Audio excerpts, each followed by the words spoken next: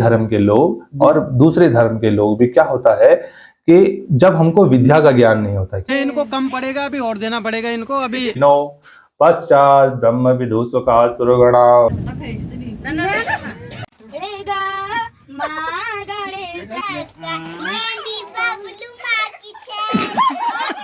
दोस्तों आज मेरे पड़ोस में भाई है और उसका जन्मदिन है आज, और वो खुद ही मंदिर में, हमारा यहीं पे मंदिर है, उसी में खुद मंत्र पढ़ रहे हैं और वो खुद ही जानकार हैं, बड़े विद्वान हैं, संस्कृत के विद्वान हैं। और ये दिखाता हूँ मैं आपको, ये देखिए हम योगिनो पश्चात ब्रह्म विदुषका सुरगणा देवाय तस्मै नमः सर्वेभ्यो देवेभ्यो नमो नमः ओम सुमकश्चाय नमो नमः ओम सुमकश्चैकदन्तश्च कपिलो गजकर्णका लंबोदरस्य विकटो विघ्ननाशो विनायका धूम्रकेतुर्गणाध्यक्षो भालचंद्रो गजानना द्वादशैतानि नामानि या पठि शृणुयादपि विद्यारंभे विभावे च परवेशे निर्गमे तथा संग्रामे संकटे चैव विघ्नस्तस्य न जायते शुक्लांबरधरं देवं शशिवर्णं चतुर्भुजं प्रसन्नवदनं ध्याये सर्वविघ्नोपशान्ते अभीप्सितार्थसिद्ध्यर्थं पूजिताय सरस्वती सर्वविघ्नहर तस्मै गणाधिपतये नमो नमः ओम हरि ओम ओम नमस्ते गणपतये त्वमेव प्रत्यक्षं ये देखिए, ये पीछे से हमारा घर है, केवलम कर्तासि ये हमारे घर का बैक साइड है, तमेव केवलम दर्तासि त्वमेवं सर्वं सखलिदं ब्रह्मास्मि त्वं सच्चिदानन्दो ब्रह्म द्वितीयोऽसि त्वं भूमिरापो बलो नीपो नवा त्वं चत्वारि वाक्पदानि त्वं गुणात्रयातीति त्वं मूलाधारे स्थितोऽसि विद्या त्वं ब्रह्मा त्वं विष्णुः त्वं रुद्रस्त्वं अग्निस्त्वं वायुः त्वं ब्रह्मः भूर्भुवस्वरोमः गणादिं पूर्वोच्चार्य वर्णादि तदनन्तरम् अनुस्वार्य शान्तरूपं शेषा विद्या गणकृषि निचिद्र गायत्री छंदा ओम गणगणपतये नमो नमः ओम यासी स्वयं सुकृतिनां भवनेषु लक्ष्मी पापात्मनां कृतयां हृदयेषु बुद्धि श्रद्धा सतां कुलजनं प्रवत्स्य लज्जा तां त्वां नता स्म परिपालय देवी विश्वम्।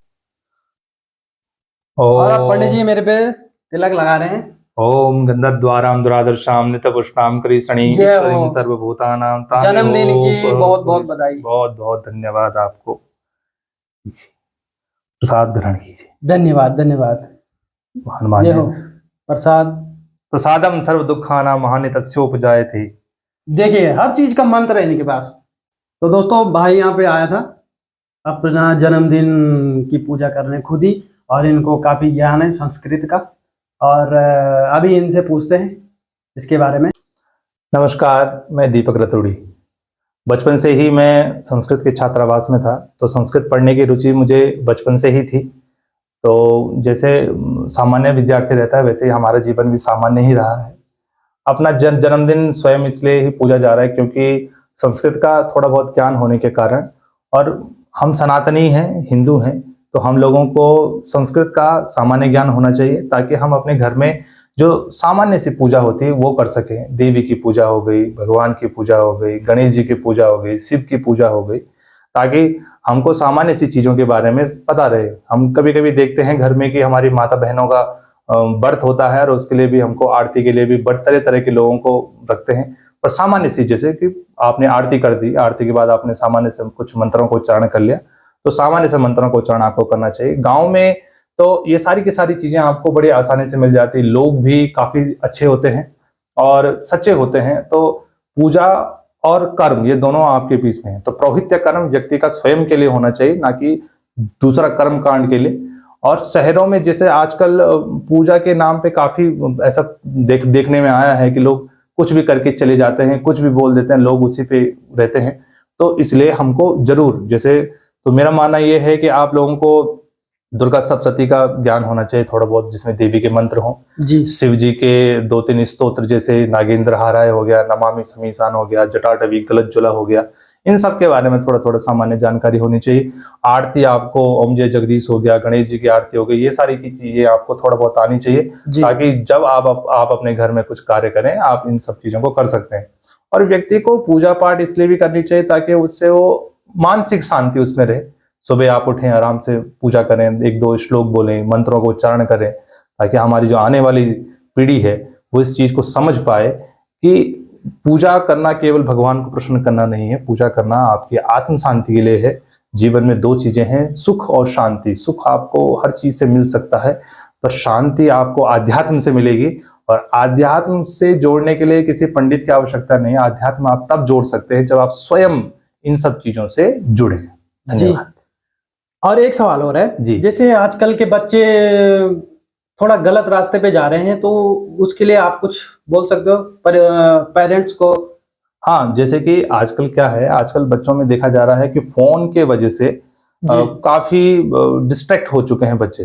तो उसके लिए आपको ये करना चाहिए कि माता पिता को भी सुबह जैसे उठते हैं, नहाते धोते हैं, तो पूजा पाठ करते समय अपने बच्चों को भी अपने साथ रखें। जिन मंत्रों का उच्चारण आप करते हैं, देखो कहा जाता है कि जैसा कर्म माता पिता करते हैं उसी का अनुसरण बच्चे भी करते हैं। तो आप इस तरीके से उनको धीरे धीरे ला सकते हैं कि जैसे सुबह का दीपक जलाना हो, धूप जलाना हो, उस समय 2-4 मंत्र बोलने हो, शाम को धूप जलाना हो, दीपक जलाना हो, 2 मंत्र हो, या आपके गांव में या शहर में ऐसे कुछ मंदिर हो, वहां पे अगर आप जा रहे हैं तो आप साथ में उनको लेके जा सकते हैं, ताकि वो 2 चीजों से जुड़ा रहे। एक तो अपने अध्यात्म से जुड़ा रहे और दूसरा उसको किसी दूसरे पे आसक्त ना रहना पड़े। और जिस वजह से उसको मानसिक शांति, तन की शांति और हर चीज से उसको ऊपर उठने को उसको मिलेगा। जी। और अपने जो सनातन धर्म है उसका भी ज्ञान देना चाहिए उनको। जी, सनातन। जी। जैसे आप लोगों ने देखा है, आप हम हिंदू हैं, हम सनातनी हैं, तो हमको बेसिक उसके बारे में पता होना चाहिए कि वेद क्या है, वेदों में क्या लिखा गया है, ईश्वर क्या है उसके बारे में क्या है, पुराण क्या है उसके बारे में क्या है, और दर्शन क्या है उसके बारे में क्या है। तो ये सामान्य सी जानकारी है, आपको इसके बारे में पता होना चाहिए। हम लोग क्या करते हैं, जब हम लोग किसी फोन पे देखते हैं या किसी ने कहीं वीडियो डाल दी, या हम लोग क्योंकि फोन पे ज्यादा रहते हैं, तो हम देखते हैं कि हाँ किसी ने कह दिया कि विदेश वालों ने, किसी ने रिसर्च कर दी वेदों पे, पुराणों पे या स्मृतियों पे, तो हम सोचते हैं कि अरे वाह, ये तो हमारे पास पहले से ही था, देखो अब ये।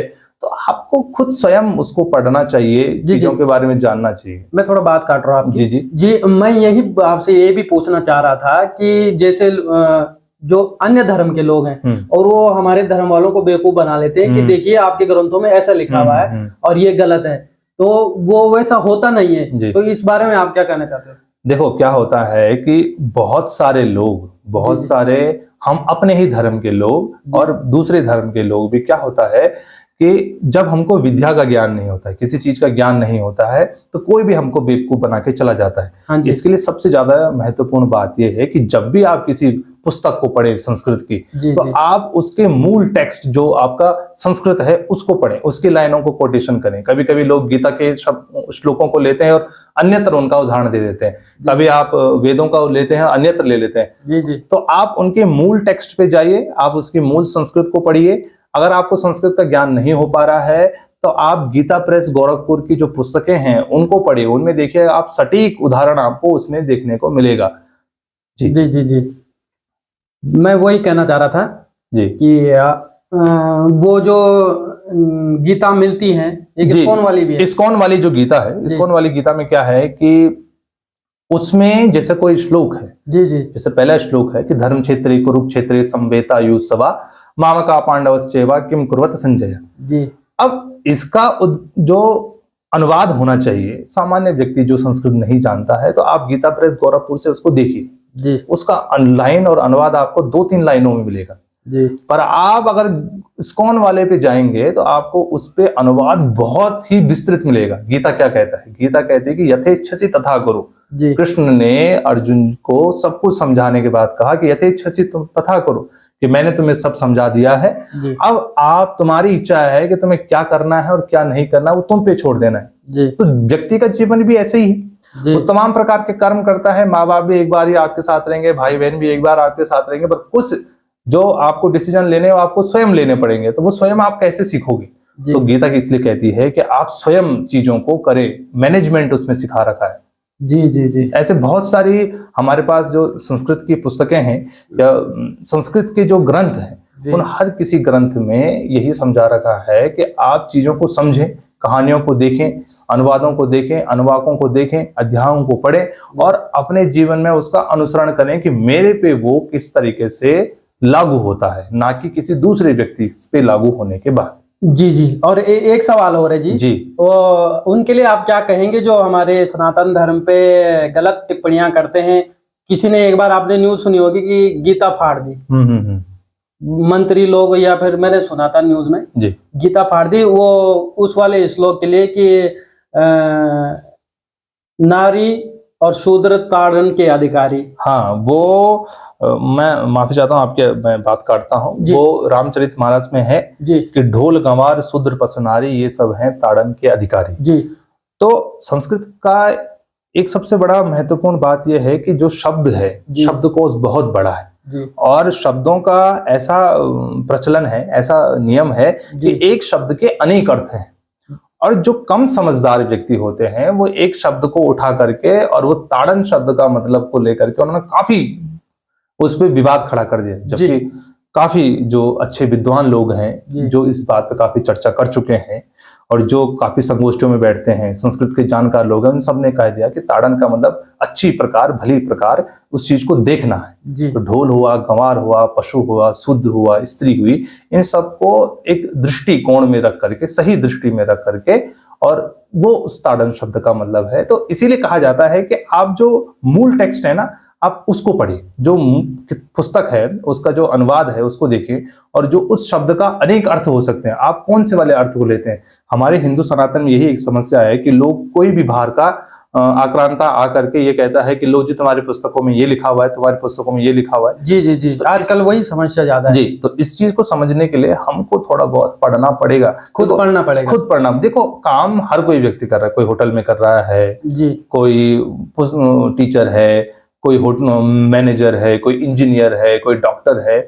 ये तमाम प्रकार की चीजें अपनी जगह सही हैं जी। पर जब आपको शांति चाहिए होगी, जब आपको अध्यात्म चाहिए होगा, तो आपको इन सब चीजों के बारे में भी जानना होगा। आप किसी भी धर्म को उठा के देख लीजिए, आप मुस्लिम धर्म को उठा के देख लीजिए, अपनी कुरान को पढ़ते हैं, बच्चों को बचपन से ही सिखाते हैं रोज जी जी जी। आप सिख को देख लीजिए, वो गुरु ग्रंथ साहिब वाणी को आराम से अच्छे तरीके से उसको पढ़ना भी जानते हैं, समझते भी हैं जी। आप ईसाइयों को देख लीजिए, वो भी बाइबल को पढ़ते हैं और रविवार को पूरा देखते हैं, सेवा करते हैं, चर्च में जाते हैं और सेवा वगैरह सब करते हैं जी। आप हिंदू को देखिए, हिंदू क्या होता है कि जब विपदा आती है तब भगवान को याद करता है जी जी जी। और इसके अलावा आप बहुत कम लोग ऐसे हैं जो ईश्वर को आराधना करते हैं। ईश्वर की आराधना करने का मतलब ये नहीं है कि आप ईश्वर से कुछ मांगे, आप नित्य प्रति सामान्य रूप से पढ़िए, चीजों को याद कीजिए, बैठिए, चिंतन कीजिए, ध्यान कीजिए, ठीक है जी। और आप देखिएगा कि जब आप इस तरीके से चीजों को करेंगे, आप ध्यान में बैठिए, पूजा पाठ कीजिए,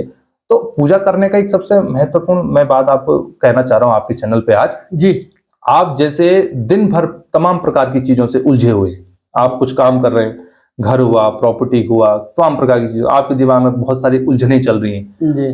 पर आप क्या करें, जब आप शाम को एक दीपक जलाएंगे और धूप को इस तरीके से करेंगे, तो वो जो थोड़ा बहुत समय रहेगा जी, उस समय आपका मन स्थिर रहेगा। आपने 2 मिनट, 3 मिनट, 5 मिनट के लिए अपने मन को स्थिर किया।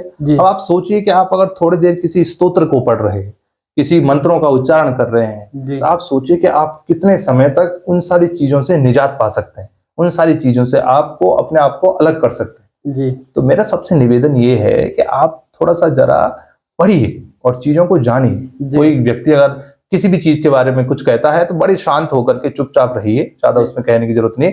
पहले उसके मूल टेक्स्ट को पढ़िए, समझिए, और जिस दिन तर्क करने की बारी आए उस दिन आप उनसे तर्क कीजिए। और जो व्हाट्सएप पे मैसेज आ गया, फेसबुक पे, वो उनको आप सच ना माने। ना, जो व्हाट्सएप यूनिवर्सिटी और फेसबुक यूनिवर्सिटी पे जो चीजें आती हैं उनको आप बिल्कुल भी सत्य ना माने, क्योंकि ये सारी की चीजें भ्रम फैलाने के लिए जी। कुछ भी कहीं पे भी डाल देते हैं। देखो, हमको क्या हो गया, पहले हम 2-3 घंटे किसी पिक्चर को या किसी नाटक को देखते थे और मन में वही बना देते थे। आजकल हमारे पास समय नहीं, तो हम रील देखते हैं 2 सेकंड, 5-10 सेकंड, 20 सेकंड, 1 मिनट, इससे ज्यादा हमारे अंदर, तो जैसे रील देखने का सब्र हमारे अंदर नहीं है, वैसे भी हमारे अंदर पढ़ने का सब्र नहीं है। तो चीजों को पढ़ने के लिए थोड़ा समय देना पड़ता है। ज्ञान ऐसा अचानक से नहीं आता है, उसके लिए थोड़ा सा मेहनत करनी पड़ती है और देना पड़ता है व्यक्ति को स्वयं जी। और मैंने जब देखा आपको कि आप इतना अच्छा मंत्रों का उच्चारण कर रहे हैं यहाँ पे, खुद अपने जन्मदिन मनाने, तो बड़ी खुशी हुई कि जो हमारी जनरेशन है इसमें कोई थोड़ा जानकारी रखता है, हमारी सनातन धर्म की। जी। और बड़ी खुशी हुई आपको देख के। जी, बहुत बहुत धन्यवाद आपका। तो दोस्तों, आपने सुने दीपक रतूड़ी जी के विचार और बहुत अच्छा लगा। आपको भी ये चीजें करनी चाहिए, थोड़ा बहुत पढ़ना चाहिए, थोड़ा ज्ञान लेना चाहिए कि छोटी मोटी, जैसे आपको थोड़ा बहुत बेसिक ज्ञान होना चाहिए, आप उसको पकड़ सके कि आप जो गलत मंत्र पढ़ रहे हैं वो आप गलत पढ़ रहे हैं, तो इस आपकी पूजा का कोई महत्व नहीं रह गया उस चीज का, अगर गलत मंत्र पढ़ लिए। तो धन्यवाद दीपक रतूड़ी जी, आपने जो हमें अज्ञानियों को ज्ञान दिया। और हमें तो कुछ नहीं पता, मुझे भी इतना पता नहीं है, लेकिन इन्होंने जो आप बातें बताई वो बहुत ही अच्छी हैं। ये देखिए दोस्तों, आज दीपक रतूड़ी का बर्थडे है, तो आज जो है मौसम भी दीपक रतूड़ी को आशीर्वाद देने आ गया है और बोला है कि मैं थोड़ा बरसात कर लेता हूँ। और बहुत ही बढ़िया मौसम हो रखा है, ठंडा ठंडी हवा चल रही है और बारिश हो रही है।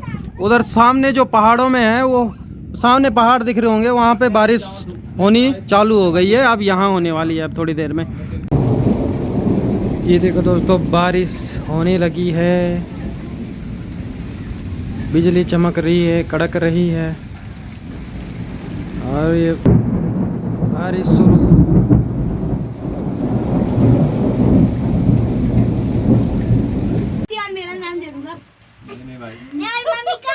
बर्थडे मेहमान आ गए हैं यहाँ पे, बहुत सारे मुख्य अतिथि ये हैं,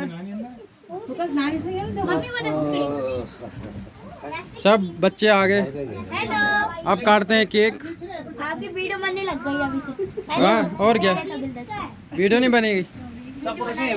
ये देखिए केक, वाह।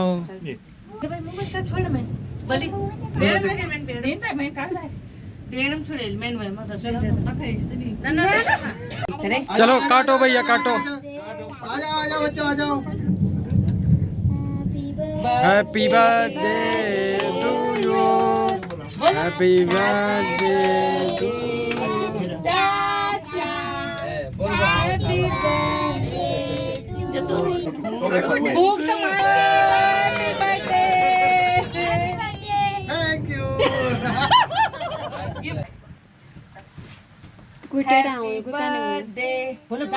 Happy birthday to you. Happy birthday to you. Happy birthday dear Chacha. Happy birthday, God bless you. Happy birthday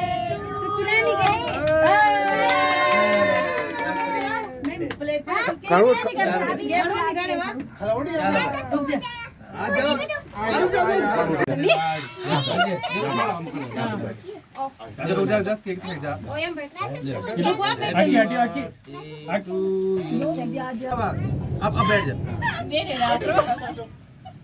धन्यवाद। यहाँ देखो यहाँ। बस चलो चलो टीके लगा दे दाई। माता जी अपने नोनियाल को खिलाते हुए और ये केक खिला रहे हैं।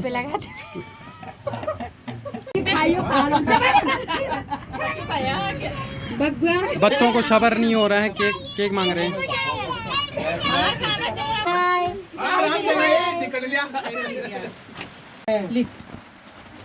ओ लड़की कुरकुरे टॉफी भी है। ये इनको कम पड़ेगा, अभी और देना पड़ेगा इनको। अभी ये थोड़ा नाश्ता हो रहा है, उसके बाद दिया जाएगा इनको। केक इनको केक बहुत पसंद है, तो अभी थोड़ा और दिया जाएगा। फ्रूटी मिल गया आपको? नहीं मिला? और ये फ्रूटी दे रहे हैं बच्चों को, कुरकुरे दे रहे हैं, केक दे रहे हैं, टॉफी भी है, यहाँ पे रोटी भी है बच्चों, टॉफी भी है। बाहर बहुत बारिश हो रही है। हाँ बैठ बोला। अरे ये कितना दे रहे हो इनको, पेट नहीं भर रहा है। तुमको टॉफी मिल गई? ये देखो कैसे देखिए भाई टॉफी। मैं खा लिया यार। टॉफी भी है साथ में। ये देखिए दोस्तों, मेरे को टॉफी भी मिल गई, केक भी मिल गया। नहीं कुरकुरा नहीं यार, कोई नहीं, वीडियो में दिख जाएगा। मेरे को कुरकुरा भी मिला है। 50% फ्री है इसके अंदर। हाँ और दीजिए। हाँ यहाँ बहुत छोटी पतली सी ली है। ये जबरदस्ती कर रहे हैं फ्रूटी मिल गई, सभी बच्चों को फ्रूटी मिल गई भाई, मिल गए, केक मिल गया सिर्फ एक बच्चे है। ओ तो मिष्टी कैसा लगा आपको? अच्छा किसका बर्थडे था आज? दीपू चाचा। अच्छा दीपू चाचा बोलना। हाँ नीचे करना। और क्या मिला आपको? फ्रूटी कुरकुरे टॉफी। अच्छा केक है, बहुत बढ़िया। कैसा लगा? अच्छा लगा ना? आज बहुत बारिश हो रही है। आरुषि आपको कैसे लगा? अच्छा लगा? आज तो बहुत बारिश में आए हम। बारिश लग रही है? अच्छा गिफ्ट भी मिला है इसे। मैंने दिया, मैंने भी दिया, मैंने दिया, ये वाला मैंने दिया। धन्यवाद धन्यवाद। अक्का चावल करे रेगा माँ गणे सजनी जब दीप जले आना, जब श्याम डले आना। Very good. रेगा रेगा नमक बालमक मेहंदी बबलू माँ की छे। बबलू माँ की छे।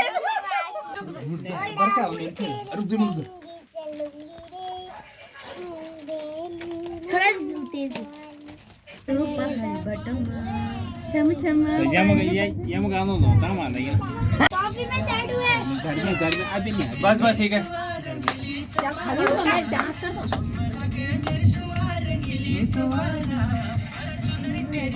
हाय हाय चुनरी तेरी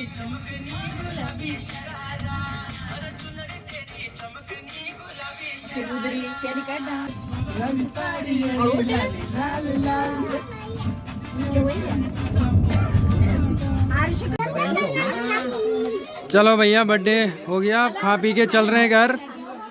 सारे लोग घर जा रहे हैं अब।